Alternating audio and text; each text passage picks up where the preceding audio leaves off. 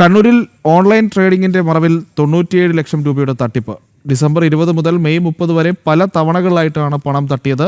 കണ്ണൂർ മൊറാഴ സ്വദേശികളുടെ പരാതിയിൽ എറണാകുളം സ്വദേശികൾക്കെതിരെ കേസെടുത്തു. വിവരങ്ങളുമായി മിഥുൻ പിള്ള തന്നെ ചേരുന്നുണ്ട്. മിഥുൻ, അല്പം മുമ്പ് മയക്കുമരുന്നുമായി ബന്ധപ്പെട്ടൊരു വാർത്തയാണ്, ഇപ്പോൾ 97 ലക്ഷം രൂപയുടെ തട്ടിപ്പാണ്.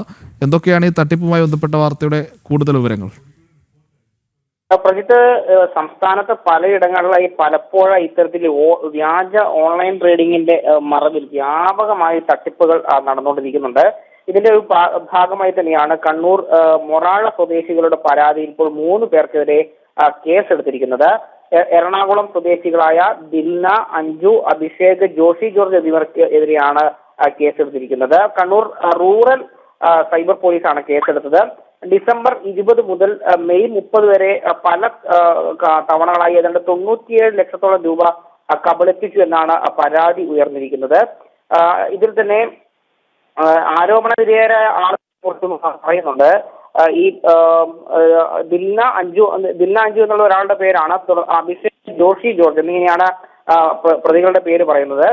അത് തട്ടിപ്പിനിരയായ ആളുകൾ ഉമേഷ് ടി വി, അതുപോലെ തന്നെ ശിവദ ബാബു എന്നീ ആളുകളാണ്. ഒരാൾ മൊറാഴ സ്വദേശിയാണ്, മറ്റൊരാൾ സ്വദേശിയാണ്. ഇവരാണ് ഇപ്പോൾ ഇത്തരം ഒരു പരാതി നൽകിയിരിക്കുന്നത്. കണ്ണൂർ റൂറൽ സൈബർ പോലീസ് കേസെടുത്ത് അന്വേഷണം ആരംഭിച്ചിട്ടുണ്ട്. പ്രജിത്ത്, ഓക്കെ മിഥുൻ, എന്തായാലും ഓൺലൈൻ ട്രേഡിംഗിന്റെ മറവിൽ 97 ലക്ഷം രൂപയുടെ തട്ടിപ്പാണ് ഇപ്പോൾ കണ്ണൂരിൽ പുറത്തു വരുന്നത്. കഴിഞ്ഞ കുറേ നാളുകളായി നടന്ന തട്ടിപ്പിനൊടുവിൽ എന്തായാലും പരാതി നൽകിയിട്ടുണ്ട്.